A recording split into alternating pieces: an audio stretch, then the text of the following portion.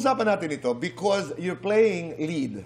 You're the leading man on Akusada and you're playing offbeat. I mean, kontrabida. Unahin lang natin dito sa kontrabida.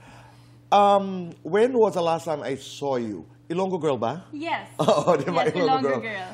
And then, pag nabibigyan ka ng papel na kontrabida muli, may deliberate effort ba na dapat maiba yung atake? Yes, of course, Tito Boy. Kasi uso yung masabi na sa stereotype ka as kontrabida, tapos na naiisip nila, lagi ka lang galit, lagi ka lang nagtataray. Pero laging may, may depth yung character or lagi may pinanggagalingan kung bakit siya nandoon. So yun yung, I believe na job ko para alamin, mag-dig down pa dun sa character para ipakita sa mga tao na she's not just a kontrabida, she has a story also. Tama. Kasi ang kontrabidas are people with stories, Yes. di ba? Pero ganito, Benz ha, excuse lang, kasi ganito.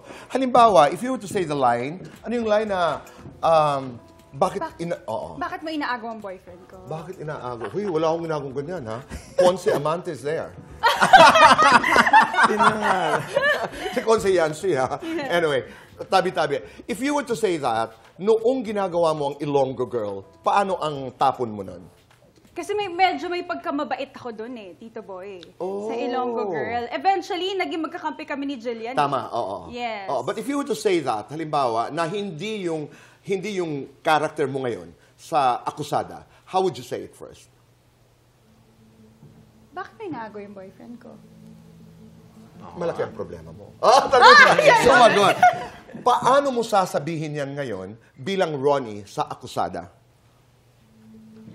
So, nabalitaan ko, bakit mo inaagaw yung boyfriend ko? Alam mo kung bakit?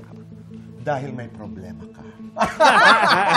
Mapapaisip ko talaga, anong problema So, ko? merong Yes. Iba ang atake. Iba talaga ang atake. Depende per character talaga, Tito. Right. Challenging. That's the I best thing love about it. acting.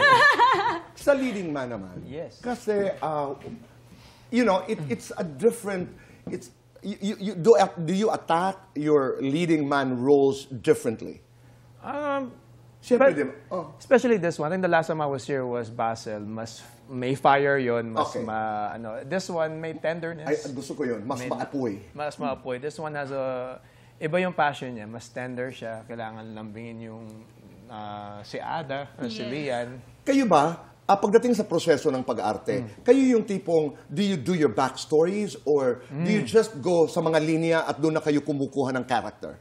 Backstory. Pareho kaming Pareho nerd kayo. Pareho kami nagsusulat. Pati si Ada, susulat talaga sa bahay. Kaya super nagda-drive kaming tatlo. Nung nag-workshop kami, Tito Boy, Oh. talagang ang tagal namin nagkwekwentuhan at Yeah. nag-uungkitan ng character ng isa't isa. Sa gawain namin sa set, Tito Boy, na magbibigla kami. Na Okay. magbibigay kami ng audible, na improv, Yeah. para nagsaspike ng eksena, para Ganda. lang nakikinig yung isa't isa.